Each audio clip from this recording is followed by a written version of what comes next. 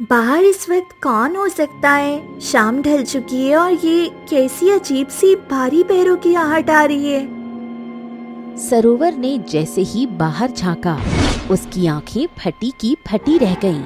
बाहर एक भैंस जितना बड़ा खूंखार जानवर था, जिसकी शक्ल शेर जैसी थी और वो अजीब चाल चलते हुए सीधे उसी की तरफ बढ़ रहा था। अरे बाप रे, ये क्या भला है? नहीं, ये तो इसी तरफ आ रहा है, मुझे भागना होगा। भैया! सरोवर डरकर पीछे भागी, पर हड़बड़ाहट में उसके हाथ में पकड़ी उबलती हुई गर्म दाल उसी के ऊपर गिर गई। इससे पहले कि वो संभल पाती, वो विचित्र जानवर अंदर घुस जाता है और उसे उठाकर गायब हो जाता है। सामने खड़ी संगीता ये सब देखकर वहीं बेहोश हो गई। अरे ये क्या काका, अब क्या होगा? अरे चलो, अगर उसको हमारी थोड़ी सी भी आहट मिल गई ना, तो पता नहीं वो हमारे साथ क्या करेगा। जल्दी चलो, जल्दी चलो, चलो चलो चलो सब लोग चलो। अरे चलो भाई सब लोग। सभी डर के मारे वहीं पत्थर के पीछे छिप गए। तभी थोड़ी देर बाद सरोवर का भाई मोहिब घर लौटा। ये तो सरोवर का दुपट्टा यहाँ बाहर क्यों पड़ा है? सरोवर, ए सरोवर, सरोवर, कहाँ हो तुम? सरोवर, इतनी खामोशी क्यों है घर में?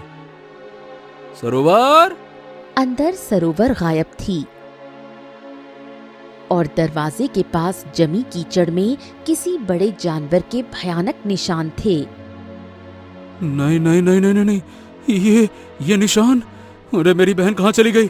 ए गांव वालों, अरे गांव वालों, क्या किसी ने मेरी बहन को देखा है क्या? ओ गांव वालों! नहीं नहीं, इस तरह चिल्लाने से कुछ नहीं होगा। सामने पड़ोसन भाभी खड़ी है, चलो जाकर उन्हीं से पूछता हूँ, उन्हें जरूर कुछ न कुछ पता होगा। हाँ। मुहिब दौड़कर पड़ोसन के घर पहुंचा और बदहवास होकर उनका दरवाजा जोर जोर से पीटने लगा। भाभी, ओ भाभी, भाभी दरवाजा खोलिए, बाहर आइए। मेरी बहन सरोवर घर पे नहीं है, क्या आपने उसे देखा है क्या? दरवाजा खोलिए भाभी, भाभी दरवाजा खोलिए, भाभी, ए भाभी। तभी संगीता परेशान होकर बाहर आई। मुहिब, बहुत बड़ा अनर्थ हो गया। भाभी, भाभी क्या हो गया? आप रो क्यों रही हैं? साफ साफ बताइए, बात क्या है? मेरी बहन सरोवर कहाँ है? क्या आपने उसे देखा है? भाभी कहाँ है वो? मुहिब, वे कोई इंसान नहीं था, एक विचित्र और खौफनाक जानवर आया था। वे तुम्हारी बहन सरोवर को उठा कर ले गया। आज से पहले हमने अपनी जिंदगी में कभी इतना भयानक जानवर नहीं देखा। उसका शरीर एक भैंस जितना बड़ा था, चेहरा शेर की तरह हिंसक था और उसकी चाल बिल्कुल बिल्ली जैसी दबी और शातिर थी। मैं उसे रोक ही नहीं पाई मुहिब, मैं तो डर के मारे वहीं बेहोश हो गई। क्या बात कर रही हैं? भैंस जितना बड़ा जानवर मेरी सरोवर को उठा ले गया? नहीं नहीं नहीं नहीं नहीं नहीं, ऐसा कैसे हो सकता है? मैं क्या करूं, कहां जाऊं, कहां से ढूंढूं अब उसे? मेरी सरोवर। भाभी, ऊपर वाले के लिए मेरी मदद करो। अपने पति और गांव के दूसरे लोगों को बुलाओ, उनसे कहो कि मेरे साथ चलें। मैं अकेला उस खूंखार दरिंदे से नहीं लड़ सकता। मेरी बहन को बचा लो भाभी, बुलाओ अपने पति को। भाभी इतनी मेरी मदद कर दो। मुझे माफ कर दो, मैं तुम्हारी मदद तो करना चाहती हूँ, पर मैं चाहकर भी तुम्हारी मदद नहीं कर सकती, क्योंकि उस जानवर का खौफ मेरे दिल से अभी भी नहीं जा रहा है। संगीता इतना कहकर अपना सिर झुका लेती है। तभी मुहिब बिना कुछ कहे गांव के हर घर का दरवाजा खटखटाता है, पर कोई भी उसकी मदद नहीं करता। हाँ, ठीक है, अरे ठीक है, मत जाओ गांव वालों, मत जाओ, कोई मत जाओ। अब मैं अकेला ही जाऊंगा। अरे देखता हूं कौन है। हाँ, हाँ। मुहिब जमीन पर गिरा सफेद कपड़ा उठाकर अपने सर पर बांधने लगता है। मुहिब, ये क्या कर रहे हो तुम? इस वक्त सिर पर ये सफेद कपड़ा क्यों बांध रहे हो? भाभी, अगर मैं अपनी बहन को बचाकर वापस आया तो ठीक है, और अगर नहीं आया तो अपने अंतिम संस्कार के लिए मैंने ये सफेद कपड़ा अभी से पहन लिया है, बांध लिया मैंने अपने माथे पर। पास खड़े सभी गांव वाले जिन्होंने सरोवर को उठते हुए देखा था, शर्म से सिर झुकाकर खड़े रहते हैं। गांव में बहुत सारे मर्द थे, पर उस जानवर की दहशत के आगे मुहिब के साथ जाने की हिम्मत किसी में नहीं थी। मुहिब अकेले ही उस खूंखार जानवर के रास्तों पर निकल पड़ा। रास्ते में चलते चलते एक बड़ी झील के किनारे उसे बड़ी मुश्किल से एक हंस मिला। ए इंसान, तुम जिस रास्ते पर जा रहे हो वहाँ सिर्फ मौत है।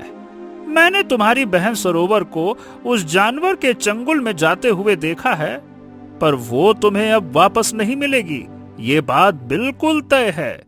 मैं कहता हूँ तुम लौट जाओ। मुझे इस बात से कोई फर्क नहीं पड़ता कि वो मिलेगी या नहीं मिलेगी, बस मुझे जाना है। या तो मैं सरोवर को जिंदा वापस लेकर आऊंगा या फिर खुद भी उसी के साथ वहीं दफन हो जाऊंगा। ठीक है, तुम्हारी हिम्मत देखकर मैं भी तुम्हारा साथ दूंगा। चलो, मैं भी तुम्हारे साथ चलता हूँ। हाँ, शुक्र है। चलो, इस पूरी दुनिया में कोई तो है जो मेरे साथ चलने को तैयार हुआ। चलो आओ। मुहिब उस जानवर के पैरों के निशान का पीछा करते हुए दूसरे रास्ते से जाने लगा। तभी हंस ने उसे बीच में ही कहा, रुको, इस रास्ते में नहीं मुहिब, चलो हम इस दूसरे रास्ते से चलते हैं, आ जाओ। फिर हंस मुहिब को ऐसे रास्ते पर ले आया जहां दूर दूर तक सिर्फ रेत ही रेत थी। आसमान से तेज धूप बरस रही थी और मीलों दूर तक छांव के लिए एक अदद पेड़ भी नजर नहीं आ रहा था। गर्मी से मुहिब का बुरा हाल होने लगा। अरे हंस भाई, वो जानवर अगर सरोवर को लेकर गया है तो किसी घने जंगल में ही लेकर गया होगा ना। ये जानवर का रेगिस्तान में क्या काम भाई? तुम मुझे इस तपते हुए रेगिस्तान और ये रेत के रास्ते पर क्यों ले जा रहे हो? चलो तो सही, तुम्हें तुम्हारे सारे सवालों के जवाब मिल जाएंगे। चलो। अरे बाबा, मुझे तो यही समझ नहीं आ रहा कि रेगिस्तान के रास्ते में वो जानवर सरोवर को क्यों ले जाएगा। देख रहे हो, दूर दूर तक एक भी पेड़ दिखाई नहीं दे रहा है। मुझे तो ये भी नहीं पता ये अंतहीन रास्ता कहाँ जाकर खत्म होगा। बाप रे। मुहिब, मेरी बात पर यकीन करो, मैं बहुत दिनों से इस इलाके में रहता हूँ और यहाँ के चप्पे चप्पे से वाकिफ हूँ। देखो भाई, मैं तुम्हें गलत रास्ता नहीं बता रहा, बस मुझ पर भरोसा रखो।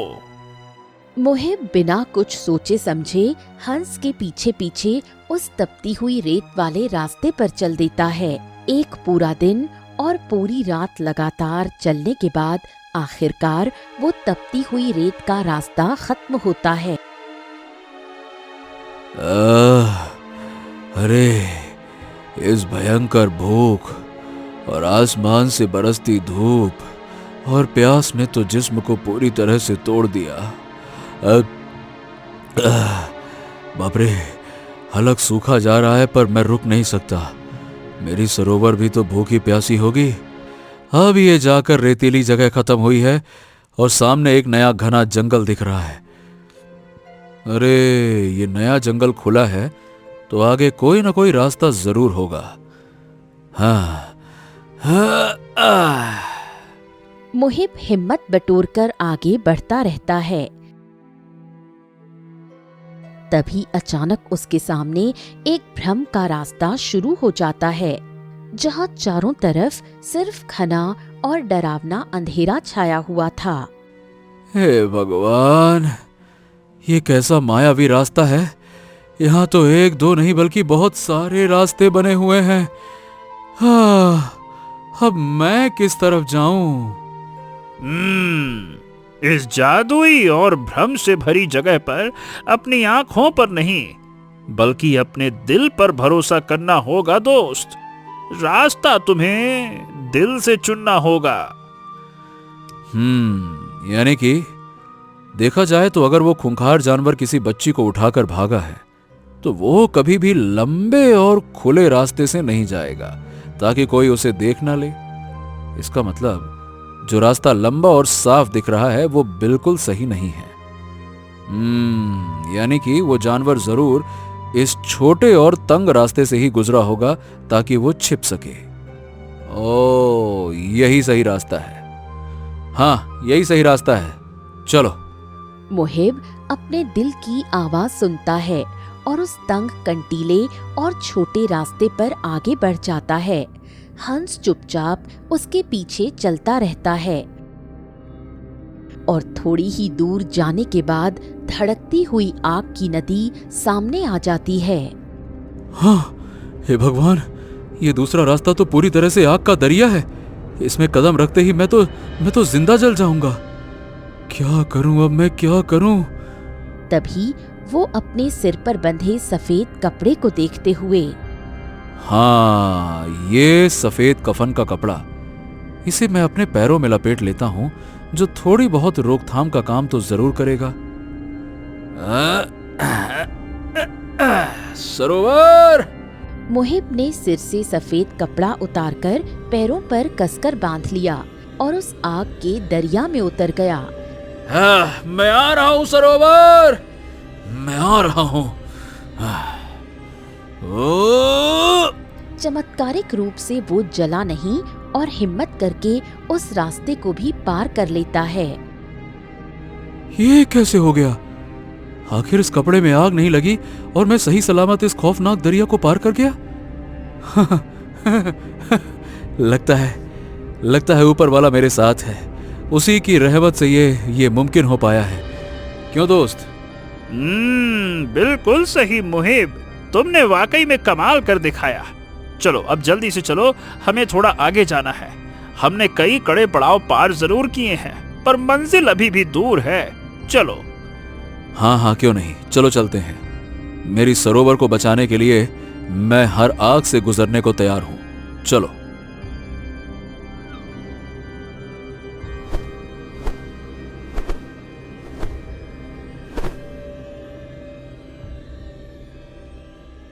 दोनों बिना वक्त गवाए तेजी से आगे बढ़ जाते हैं।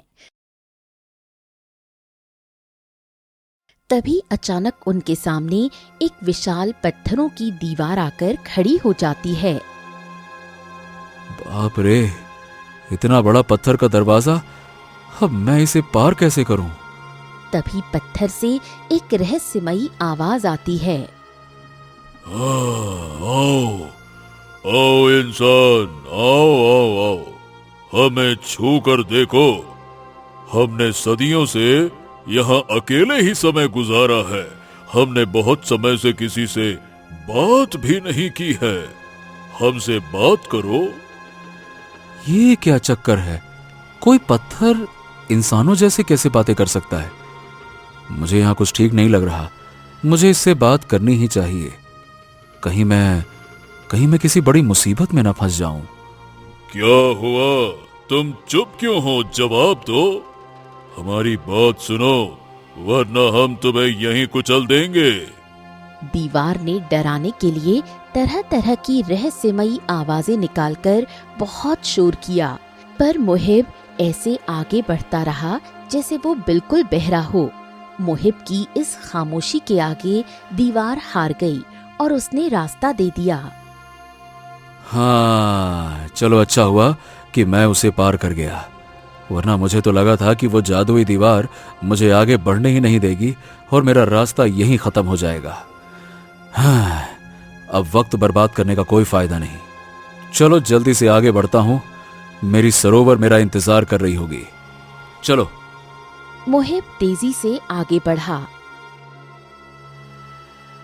तभी आत्मा रोती बिलखती हुई उसके सामने आ खड़ी हुई। ए इंसान, तुम यहाँ क्यों आए हो? यहाँ सिर्फ तड़प और दर्द है। हमें इस सरोवर में कैद कर दिया गया है। हमारी कोई सुनने वाला नहीं है। मैं बरसों से अपनी अधूरी इच्छा के कारण यहाँ भटक रही हूँ। अच्छा, ठीक है, तुम शांत हो जाओ और डरो मत। मुझे ये बताओ कि तुम्हारी ऐसी क्या अधूरी इच्छा है जिसकी वजह से तुम इस सरोवर में फंसी हो। देखो, मैं वादा करता हूं कि तुम्हारी इच्छा पूरी करूंगा। ईश्वर से तुम्हारे लिए दुआ करूंगा कि तुम्हें शांति मिले। हे ईश्वर, इस तड़पती हुई रूह को मुक्ति दे और इसे अपने चरणों में स्थान दे। ऐ इंसान, सिर्फ प्रार्थना करने से कुछ नहीं होगा। इस वक्त मुझे मुक्ति ऐसे नहीं मिलेगी। तुम्हें अपनी सबसे कीमती वस्तु इस जमीन के नीचे गाड़कर मेरे लिए प्रार्थना करनी होगी, तभी तुम्हें आगे का रास्ता मिलेगा और मुझे मुक्ति भी। ये धागा मेरी बहन सरोवर ने मेरे हाथ पर बांधा था और कहा था कि ये हर बुरी शक्ति से मेरी रक्षा करेगा। मेरे लिए इस वक्त दुनिया में इससे बढ़कर कीमती और कुछ भी नहीं है। मैं इसी धागे को त्याग कर तुम्हारे लिए मुक्ति मांगता हूँ। फिर मुहिब ने तुरंत अपने हाथ से वो रक्षा सूत्र तोड़ा और उसे वहीं मिट्टी के नीचे दबा दिया और फिर आंखें बंद करके सच्चे दिल से भगवान से उस भटकती हुई आत्मा के लिए प्रार्थना करने लगे, जिससे आत्मा धुंधली होने लगी। तुम्हारा बहुत बहुत शुक्रिया। तुम्हारी इस बड़ी कुर्बानी ने मुझे आजाद कर दिया। देखो, मेरे साथ साथ बाकी रूहें भी रास्ता छोड़ रही हैं। तुम सीधे आगे चले जाओ। तभी एक बहुत तेज रोशनी चमकी और वो रोती हुई आत्मा धीरे धीरे हवा में धुंधली होकर गायब हो गई। सरोवर का रास्ता पूरी तरह साफ हो गया और मुहिब बिना रुके सीधा ज़ेविर की गुफा की तरफ बढ़ने लगा। हाँ, मैं इतनी दूर तक आ गया हूँ। इसका तो सीधा सा मतलब यही है कि अब वो जानवर बहुत ही नजदीक होगा। मुझे संभल कर कदम बढ़ाना होगा। हाँ। मुहिब गुफा के रास्तों को टटोल ही रहा था कि तभी पीछे से हंस हाँफता हुआ आया। अरे दोस्त, तुम इतनी जल्दी जल्दी कहाँ चले जाते हो? मैं कब से पीछे खड़ा हुआ तुम्हारा इंतजार कर रहा था। क्या तुम पीछे रह गए थे? ये लो। अरे दोस्त, मैं तो आगे बहुत बड़ी बड़ी मुसीबत में फंस गया था। यहाँ पत्थरों की बोलने वाली दीवार और आत्माओं का डरावना सरोवर था। मैंने अपनी बहन का रक्षा सूत्र मिट्टी में गाड़कर एक तड़पती हुई आत्मा को मुक्ति दिलाई, तब जाकर यहाँ पे पहुंचा हूं मैं। ओहो, तो ये बात है। चलो, तुमने तो बहुत ही अच्छे से और बहादुरी से उन सब मुसीबतों का सामना किया। मैं तुम्हारा ये हौसला और बहादुरी देखकर बहुत खुश हुआ हूँ। शाबाश। अरे वो तो ठीक है, लेकिन अब हमें आगे किस तरफ जाना चाहिए? तुम रास्ता तो बताओ, क्योंकि मंजिल अब बेहद करीब लग रही है मुझे। तो सुनो, यहाँ से बस थोड़ी दूर और चलो, फिर सामने जो एक विशाल गुफा दिखाई दे रही है, उसी गुफा के अंदर वो खूंखार ज़ेवियर तुम्हें मिल जाएगा। तो चलो, ठीक है, अब देर कैसी, चलते हैं, आ जाओ। दोनों बिना एक पल गंवाए वहां से निकल पड़े और उस खौफनाक गुफा के अंदर दाखिल हुए, जहां वो भयंकर जानवर ज़ेविर अपनी मांद में बैठा हुआ था। तुम यहाँ तक आ पहुंचे इंसानी बच्चे।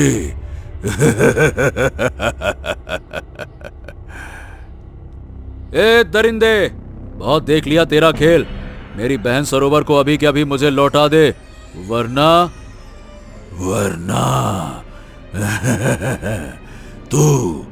तू एक मामूली इंसान होकर यहाँ पहुंच गया। ये तो नामुमकिन है। कोई भी उन रास्तों को पार नहीं कर सकता। खैर, अब तुम आ ही गए हो तो मैं अपनी बात से नहीं मुकरूंगा। अरे मैं तुमसे यहाँ बातें करने नहीं आया। चुपचाप मेरी बहन को मेरे हवाले करो। सुनो, अपनी छोटी बहन सरोवर का विवाह मुझसे कर दो। किस्मत से मैं आधे समय जानवर और आधे समय इंसान रहता हूँ।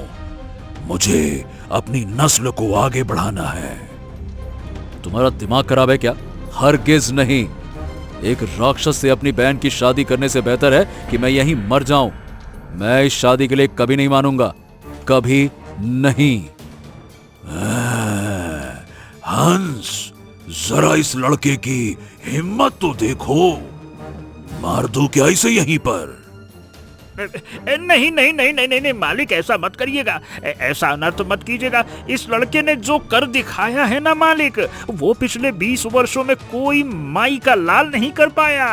और आप तो खुद जानते ही हैं कि क्या आज तक कोई भी भटक कर यहाँ आ पाया है क्या? नहीं ना, नहीं ना, नहीं ना। आप इस लड़की से शादी कर लीजिए, ये लड़का आज नहीं तो कल मान जाएगा। ऐसा ही होता है। ये क्या कह रहे हो तुम दोस्त? अरे तुम तो मेरे साथ आए हो, मेरे दोस्त हो ना तुम इस राक्षस का पक्ष क्यों ले रहे हो? तुम्हारा दिमाग ठीक है?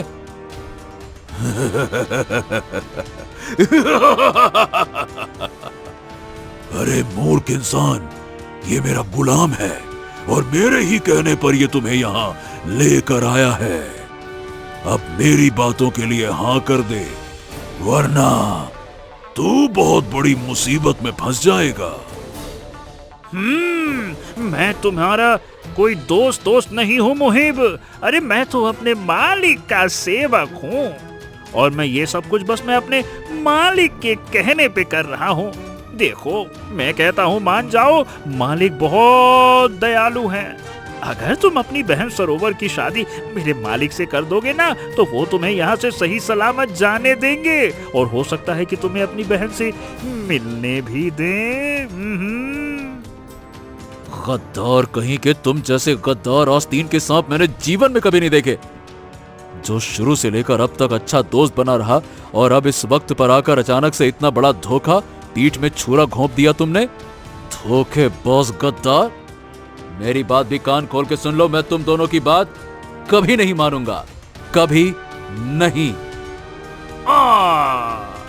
अच्छा तो ऐसी बात है, चलो कोई बात नहीं, आओ मेरे साथ, इधर आओ, आ जाओ आ जाओ। गद्दार हंस ने तुरंत मुहिब को पकड़ लिया और उसे जबरदस्ती एक बेहद अंधेरी गुफा के अंदर ले जाकर बंद कर दिया। खोलो, मैं कहता हूँ खोलो इस दरवाजे को, मैं तुम दोनों को नहीं छोड़ूंगा। नहीं नहीं नहीं नहीं नहीं, तुमने मुझे उतना ही बड़ा धोखा दिया है जितना कि उस जानवर जेवियर ने मुझे दिया है। मैं इस गद्दारी का बदला लेकर रहूंगा, छोड़ूंगा नहीं मैं तुम दोनों को। हंस ने मुहिब की एक भी बात नहीं सुनी और वहां से चला गया। मुहिब उस अंधेरी कोठरी में अकेला रह गया। तभी अचानक उसकी नजर गुफा की दीवार में बनी एक छोटी सी दरार पर पड़ी, जहां से बाहर का नजारा साफ दिख रहा था। अरे, इस छोटी सी दरार से तो हंस और जेवियर दोनों बाहर बैठे दिखाई दे रहे हैं और ये दोनों इस तरह से चिपक कर और इतनी गंभीर अवस्था में क्या बातें कर रहे हैं। मुझे कोई ना कोई दूसरा रास्ता ढूंढना ही होगा और यहाँ कान लगाकर इनकी बातें जरा ध्यान से सुनो तो सही, चल क्या रहा है।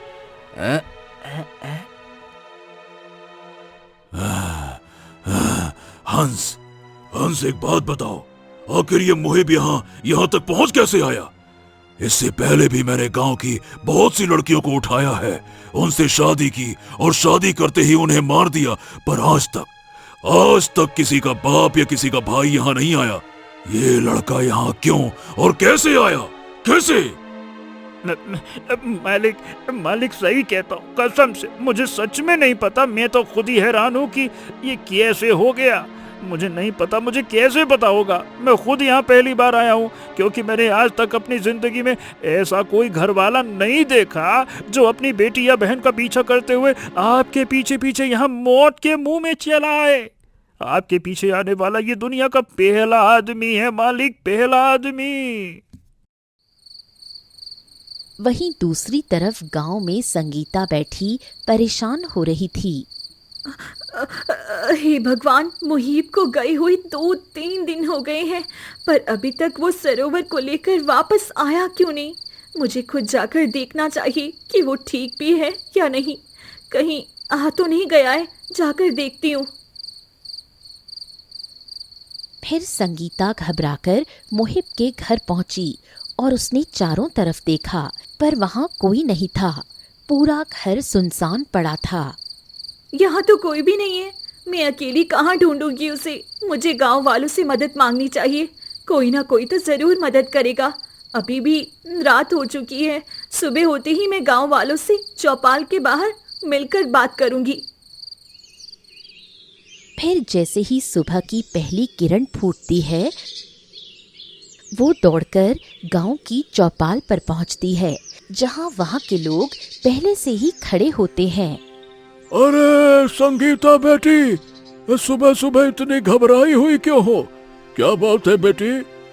काका, बहुत बड़ी मुसीबत आ गई है। मुहीब की बहन सरोवर को वह भयानक जानवर उठाकर ले गया है। मुहीब 3 दिन से अकेले ही उसे ढूंढने निकला है, पर अब तक वापस नहीं आया। आप सबको उसकी मदद करनी चाहिए। हम लोग ऐसे हाथ पर हाथ धरे नहीं बैठ सकते।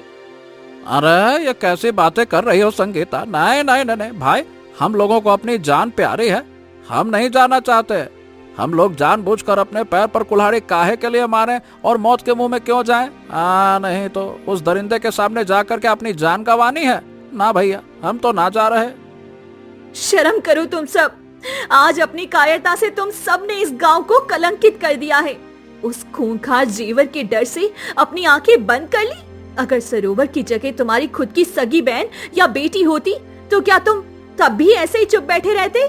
लानत है तुम्हारी जैसी मर्दानगी पर। संगीता की बातें सीधे गांव वालों के कलेजे में जा लगीं। सबकी सोई हुई गैरत और शर्म अचानक जाग उठी। संगीता बेटी ने हमारी आंखें खोल दी हैं। हम मुहिब को अकेला नहीं छोड़ सकते। अरे भाइयों, उठाओ अपनी अपनी लाठियां और चिलम का वो खास धुआं। आज उस ज़ेवियर का खात्मा करना ही होगा। हाँ, आप बिल्कुल ठीक कह रहे हो काका। मेरी भी बहन गायब हो गई थी, पर मैंने ध्यान नहीं दिया। लेकिन लगता है कि हम सबको मिलकर उसे सबक सिखाना ही होगा। वहीं दूसरी तरफ मुहिब परेशान हो रहा था। तभी अचानक वहाँ वही भटकी हुई आत्मा प्रकट हुई। अरे दोस्त, तुम यहाँ? तुम्हें तो मुक्ति मिल गई थी ना? मुहीब, घबराओ मत। मैं तुम्हारी मदद के लिए आई हूँ। तुमने मुझे तड़पने से बचाया था। ये लो, ये इस कैद खाने की जादुई और गुप्त चाबी है। शुक्रिया। पर यह बताओ कि मैं इस कैद खाने से बाहर कैसे निकलूं? चारों तरफ तो कड़ा पहरा है। इस अंधेरे कक्ष के पीछे एक छिपा हुआ गुप्त द्वार है। ये चाबी वहाँ लगाओ। वो एक सीधा रास्ता है। तुम वहाँ से निकलो, मैं गांव वालों को लेकर आती हूँ। ठीक है, संभल कर जाना। फिर मुहिब ने चाबी घुमाकर वो गुप्त मार्ग खोल दिया और आगे बढ़ गया। उधर वो आत्मा तेजी से उड़कर गांव वालों के पास पहुंची, जो लाठियां लेकर रेगिस्तान की तरफ बढ़ रहे थे। रुक जाओ गांव वालों, उस रेतीले और आग के रास्ते से जाना तुम्हारे बस की बात नहीं है। वो तो मुहीब का हौसला था जो उसे पार कर गया। तुम सब वहाँ चलकर मर जाओगे। हाँ, अरे अरे भूत, अरे भूत, भागो! ये हमें नहीं छोड़ेगा, ये हमें नहीं छोड़ेगा, भागो! डरो मत, मैं तुम्हें कुछ नहीं होने दूंगी। पर मैंने जो कहा है उसे ध्यान से सुनो। अरे तो फिर हम मुहिब और सरोवर तक कैसे पहुँचे? क्या कोई और रास्ता नहीं है? मुहीब ने उस कैद खाने का एक गुप्त रास्ता खोल दिया है। मेरी दी हुई चाबी से वो मार्ग खुल चुका है। तुम सब उसी रास्ते से अंदर जाओ। वहाँ उस राक्षस जेवीर की नजर नहीं पड़ेगी और तुम भी मुहीब की मदद कर पाओगे। हम जैसे ना जाने कितनी आत्माओं को उसने वहाँ कैद करके रखा है। वहाँ बहुत खतरनाक है। ठीक है, हम सब तुम्हारे पीछे जाने के लिए तैयार हैं। चलो साथियों। फिर गांव वाले बिना वक्त गंवाए उस गुप्त रास्ते से ज़ेविर की मांद में दाखिल हो जाते हैं। वहां ज़ेविर और हंस मुहिब की कोठरी की तरफ बढ़ रहे थे। फिर अचानक पूरा गांव लाठियां और सुलगती हुई चिलम लेकर सामने आ खड़ा हुआ। तुम कीड़े मकोड़ों की यहाँ आने की हिम्मत कैसे हुई? मैं तुम सबको कच्चा चबा जाऊंगा, कच्चा। ज़ेवियर, तेरा अंत आ गया है। गांव वालों, अपना चिलम का वो धुआं छोड़ो, जल्दी करो। हाँ हाँ, हम इसे छोड़ेंगे नहीं, जल्दी करो, छोड़ो। फिर गांव वालों ने चिलम में एक खास जड़ी बूटी मिला रखी थी, जिससे निकलने वाला जादुई धुआं जैसे ही हवा में फैला, ज़ेविर की शक्तियां खत्म होने लगीं। वो दर्द से करहाते हुए जमीन पर गिर पड़ा। अरे अरे अरे ये क्या? अरे तुम लोगों ने इस धुएं में क्या मिला रखा है? अरे मेरी शक्ति इतनी कमजोर कैसे हो रही है? मुझसे तो खड़ा भी नहीं हुआ जा रहा। अरे ये हमारे गांव की वो जादुई और पवित्र जड़ी बूटी है ज़ेवियर, जो तेरे जैसे पापी और राक्षसी साए का नामो निशान मिटा देती है। आज तो तेरी मौत तय है। मैं तुम लोगों को छोड़ूंगा नहीं। छोड़ो मुझे। तुम सब मिलकर ये ठीक नहीं कर रहे हो। मैं इस पूरे गांव को तबाह कर दूंगा मैं। अरे जाओ, अब तुम किसी को तबाह नहीं कर पाओगे। ज़ेवियर, तेरा पाप का घड़ा पूरी तरह से भर चुका है और ये धुआं तुझे तेरी सही जगह पहुंचाकर ही दम लेगा। और अपनी जानवर की पूरी ताकत खो बैठा है तू अब कुछ नहीं कर सकता, कुछ भी नहीं। देखते ही देखते ज़ेविर हमेशा के लिए गायब हो गया। तभी पीछे से सरोवर भागते हुए आई। हाँ, सरोवर मेरी प्यारी बहन, तुम ठीक तो हो ना? देखो, तुम्हारा भाई आ गया तुम्हें लेने। भैया, मुझे पता था आप मुझे बचाने जरूर आएंगी। हाँ, चलो, सब ठीक हो गया। चलो हम लोग चलते हैं। चलो भाई, चलो। अब मेरा भी काम पूरा हुआ। मेरा ईश्वर से दुआ है कि तुम लोग हमेशा खुश रहना। फिर मुहिब अपनी बहन सरोवर को सुरक्षित लेकर सभी गांव वालों के साथ वापस अपने गांव आ जाता है। उस खूंखार ज़ेविर और उसके खौफ के खत्म होने के बाद सभी गांव वाले फिर से हंसी खुशी और अमन चैन के साथ रहने लगे। तो दोस्तों, ऐसी ही अनोखी और रस भरी कहानियां देखने के लिए हमारे चैनल को सब्सक्राइब करें